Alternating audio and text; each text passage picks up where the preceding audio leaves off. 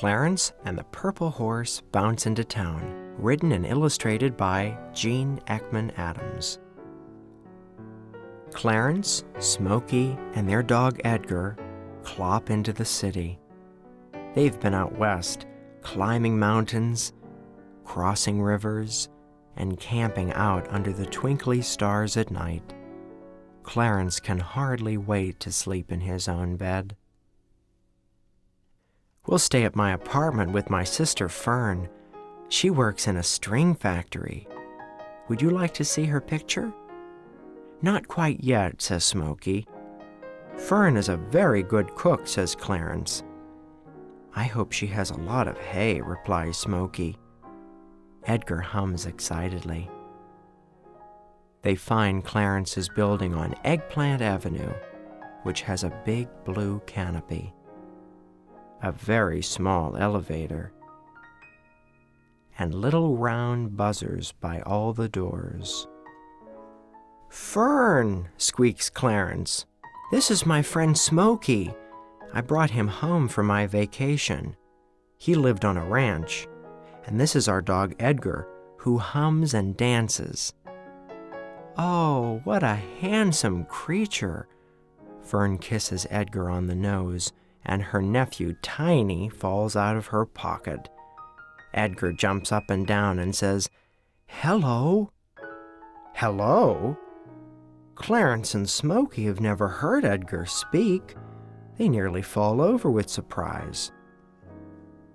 Clarence notices Fern has redecorated the apartment. His nose starts to twitch.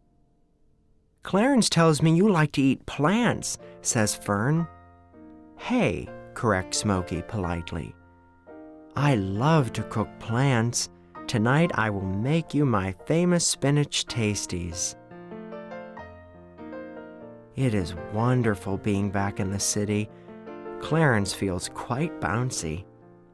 First, he takes Smoky shopping at a big department store where they pick out new horse pajamas. Then they visit the park, where Clarence points out the very sparkly sidewalks. They take Edgar to the aquarium to visit Bubbles. Edgar doesn't like being away from Fern. "Guess what we're having for lunch today," says Fern. "Hay?" asks Smoky hopefully. "Wrong. Eggplant roll-ups." They lean out the window to look at the rooftops. Clarence's ears flap in the wind. He notices that Smoky tries to look out west. One day, Clarence and Smoky take a floating tour of the harbor.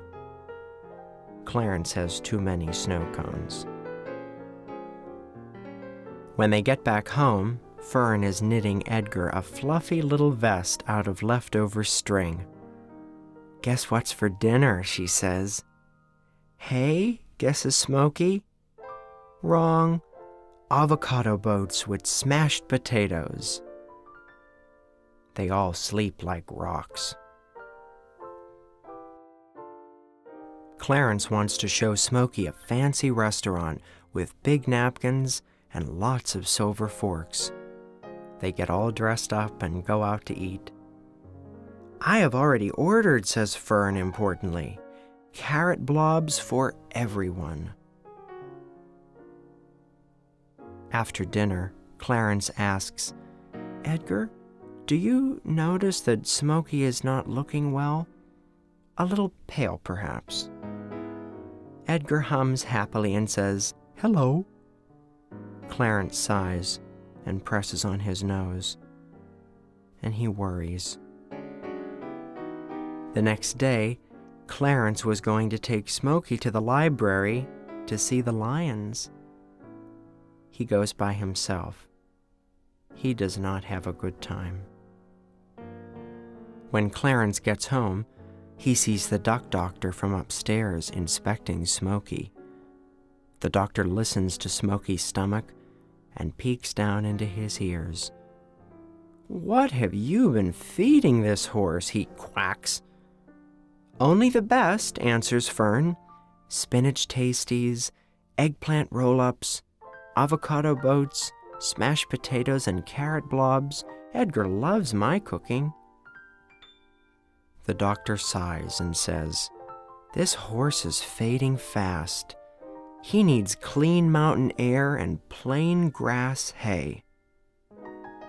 Clarence nearly stops breathing. Smoky? Fading? Mountain air? Grass hay? What is he talking about? "Where can I find that in the city?" he squeaks. "You can't," says the doctor. "This horse must be bundled up and sent back out west, and soon." Smoky packs sadly. He doesn't have a lot to pack.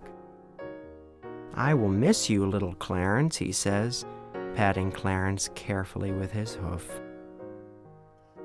Before Clarence knows it, Smoky is gone. What to do, what to do, what to do? Agonizes Clarence, pressing on his nose. Let Smoky go? By himself? Or go with him? But leave the city? So soon? Leave the apartment and his bed? Leave the sparkly sidewalks and the snow cones? Leave Fern's cooking and Edgar? Clarence thinks of Smoky on the bus, all alone. Maybe he won't know how to work the reclining seats. Maybe he won't know where to get off the bus. Maybe he'll get bus sick. Clarence can only think of one thing to do. Pack, pack, pack. Hug, hug, hug. Run, run, run. Wait, wait, wait, squeals Clarence. Smoky is amazed to see Clarence on the bus. Fern is cooking broccoli bombs for dinner tonight, and Edgar wanted to stay. They'll visit us on their vacation. What? Says Smoky. Clarence climbs up into the bus seat. He's nearly out of breath. I decided I better come with you, he explains. You might have trouble with your pajamas or something. Smoky opens his eyes wide, really wide, and then he turns purple.